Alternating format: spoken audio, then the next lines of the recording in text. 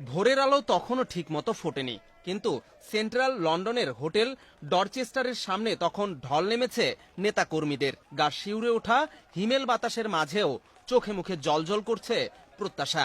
অনেকে এসেছেন অনেক দূর থেকে, কেউ পাড়ি দিয়েছেন রাতের অন্ধকারে শুধু এক ঝলক তারেক রহমানকে দেখার আশায়। কারো গলায় ছিল নীরব প্রার্থনা, কারো মুখে আশার গান। আজ হয়তো বদলে যাবে বাংলাদেশের ইতিহাসের পথ চলা। ঠিক সকাল 8:50, রোদ তখন ঝলমল, যেন প্রকৃতিও প্রস্তুত ছিল এই মাহেন্দ্রক্ষণে। তারেক রহমানকে বহনকারী গাড়িটি ধীরে ধীরে ভিড়ে এলো হোটেলটির সামনে। গাড়ির চাকা গড়াতে গড়াতে গতি পায় বাংলাদেশের রাজনীতির ভবিষ্যৎ। গাড়ির স্টিয়ারিং এ ছিলেন জিয়াউর রহমান ফাউন্ডেশনের ইউরোপ সমন্বয়কারী কামাল উদ্দিন। পাশে বসা তারেক রহমান, পেছনে তার বিশ্বস্ত সহচর আব্দুর রহমান সানি।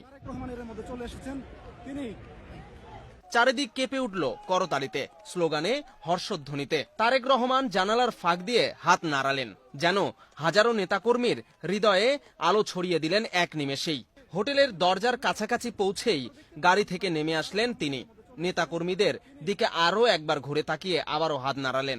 আমি তোমাদের মাঝেই আছি। এই কয়েক সেকেন্ডেই যেন দেশের কোটি মানুষের হৃদয়ে কেঁপে উঠল নতুন আশার ঢেউ।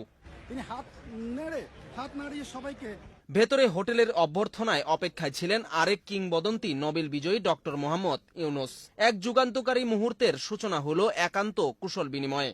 এরপর তারেক রহমানের সাথে পরিচয় করিয়ে দেওয়া হয় বিএনপির স্থায়ী কমিটির সদস্য আমির খসরু মাহমুদ চৌধুরী, উপদেষ্টা হুমায়ুন কবির, কামাল উদ্দিন ও ব্যক্তিগত কর্মকর্তা সানির সাথেও। এরপরে শুরু হয় বহু প্রতীক্ষিত বৈঠক। 1 ঘন্টা 30 মিনিট স্থায়ী এই বৈঠকে প্রতিটি সেকেন্ড যেন গাঁথা হচ্ছিল বাংলাদেশের আগামীর পথচিত্রে। বৈঠক শেষে যখন তারেক রহমান আবার বেরিয়ে এলেন, মুখে সেই স্নিগ্ধ হাসি, তখন কেউ একজন ফিসফিসিয়ে বললেন, ডিল ডান। লন্ডনের সেই সকালটা তখন আর শুধু লন্ডনের ছিল না, তা ছড়িয়ে পড়েছিল ঢাকায়, সিলেটে, চট্টগ্রামে, এমনকি গ্রামের মেঠো পথেও। আলোচনায় নির্বাচনের সময়সীমা, সংস্কার, প্রত্যাবর্তনের ইঙ্গিত। যৌথ সংবাদ সম্মেলনে উঠে এলো আশার কয়েকটি পরত। তারেক রহমান স্পষ্ট করলেন, আগামী রমজানের আগেই নির্বাচন চান তিনি। প্রধান উপদেষ্টা জানালেন, এপ্রিলের প্রথমার্ধে নির্বাচন আয়োজনের প্রস্তুতি চলছে। যদি সবকিছু ঠিকঠাক হয় তাহলে রমজানের আগের সপ্তাহেই সম্ভব। তারেকের সম্মতিসূচক হাসি যেন বাতাসে ভেসে বেড়ালো সেদিন। সংস্কার নিয়ে দৃঢ় অবস্থান জানান আমির খসরু। বললেন, যেখানে ঐক্যমত সেখানেই সিদ্ধান্ত। এই কথাগুলো যেন স্রেফ রাজনৈতিক বিবৃতি নয়, বরং বহু প্রতীক্ষিত একটা বাস্তবতার দিশারি। তারেক রহমানের দেশে ফেরা প্রসঙ্গে আমির খসরু বললেন, ব্যক্তিগত সিদ্ধান্ত। ছোট্ট উত্তর, কিন্তু অনুর্ণিত হলো হাজারো মনে। তবে কি ঘরে ফেরার পালা আসন্ন? একসাথে সন্তুষ্টির ঘোষণা। সাংবাদিকদের শেষ প্রশ্নটা ছিল সোজাসাপটা, আপনারা কি সন্তুষ্ট?